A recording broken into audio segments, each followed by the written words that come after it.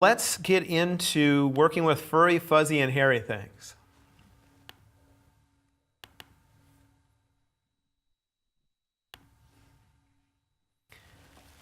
When selecting something like this, I can often use the quick selection tool. But the quick selection tool is primarily good for things that have crisp edges, like if you have a car that's not moving, that type of thing.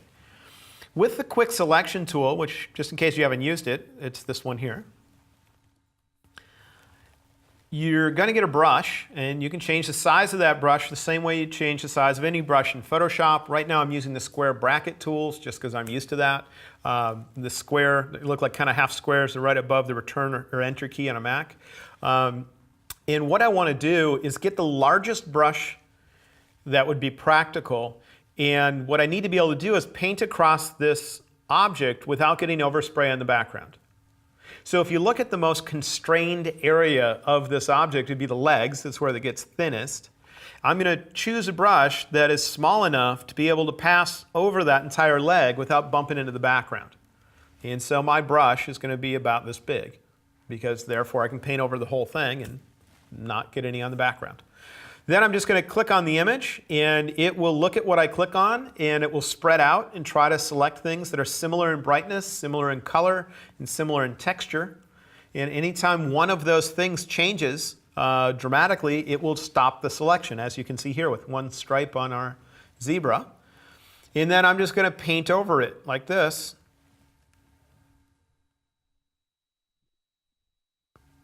And I'm going to try to never get any overspray whatsoever on something that I don't want selected, which means never let this brush touch the background. And that's why I need to get a brush of a certain size, so I was able to paint on the legs without getting the overspray. But know that at any time you can let go of the mouse button, which I just did, and click again and again and again, because the default setting at the top of my screen, upper left, is to add to my selection each time I click. If it was set to this, it would create a new selection every single time, and if it was set to that, it would take away. But the default setting means it's always going to add, and so you can let go and click again as many times as you want. And so now I'll come down here and do the legs.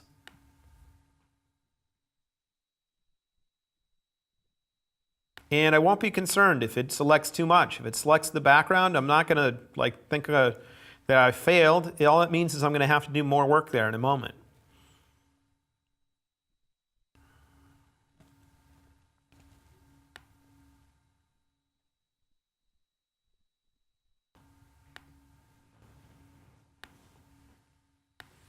Now, if I want to take away from my selection because it's selected too much, all I need to do is either go to the top of my screen where those icons are I showed you a moment ago and click on the one that's got the minus sign, or I can hold down the same keys that you use for adding and taking away from selections, which means if you were here in the last class, the Shift key adds to a selection, the Option key, which is Alt in Windows, takes away. So I'll hold down the Option key right now. I'll click on the area that I did not want selected, but it selected accidentally, and I'll get rid of it from my selection.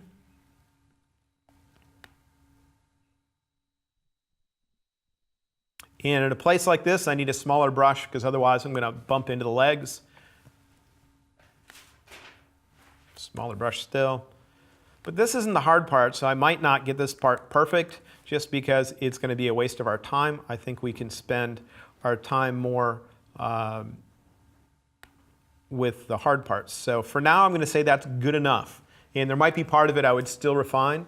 One thing I would do to double check my selection is type the letter Q to get quick mask mode. And therefore I can see a nice red overlay, and I can see where that red overlay does not match my subject, and that's where I might want to further enhance it. But typing Q for quick mask, I can type it again and turn it off. It at least gives me a better idea for what I have. So before I come in here and fix the hair, the furry, fuzzy, and hairy parts, do we have a question? Yes. In terms of your brush is set for 80, what's a good starting point for doing something like this? Is it always going to be 80? My brush is actually set to 90 right now, but it's a matter of finding the biggest brush where you can get over the most constrained or smallest part of this. So for me, it was the legs where they get skinny, and I said, what's the biggest brush I could use where I could still paint across the leg without getting overspray in the background? And if my brush was any bigger than this, it would start touching the background as I painted over the legs. And so that's what defined it. So if I had something that was more like an elephant, elephants have much wider legs, I could get away with a larger brush. It's just a matter of what's the biggest brush I could use where I wouldn't get overspray on the background, where it never touches the background. And so the thickness of the elements in this are going to define what brush size I need. I can always use a huge brush when I go across the body, let go. You can get a smaller brush to go across the legs if you want.